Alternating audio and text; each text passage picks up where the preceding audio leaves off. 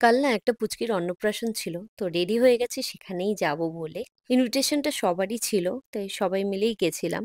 আর এই হয়েছে সেই পুচকিটা। তার নাম হলো শিবাকশী। নামটা খুব সুন্দর, তাই না? নামটা তো আমার খুবই ইউনিক লেগেছে। আর এই যেখানে কাহন চলে গেছে পাঞ্জাবি পরে। পাঞ্জাবিটা বেসিক্যালি ওকে পরানোই হয় না কোনো ওকেশন ছাড়া। বছরে ২ থেকে ৩ দিন, বাট আমি ছাড়ি না পাঞ্জাবি পরাতে। আমার পাঞ্জাবি ভীষণ পছন্দ। তো স্টার্টারে খেয়ে নিয়েছিলাম বেবি কর্ন আর চিকেন পকোড়া।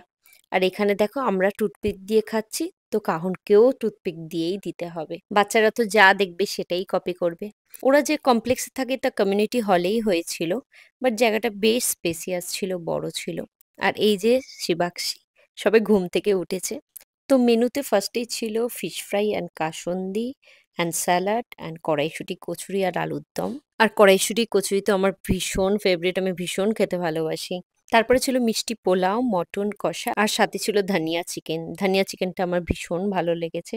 আর লাস্টে ছিল চাটনি, পাঁপড় আর মিষ্টি। তারপরেই সবাই মিলে একটু গল্প করলাম, একটু বসে আড্ডা দিয়ে চলে এসেছিলাম বাড়ি।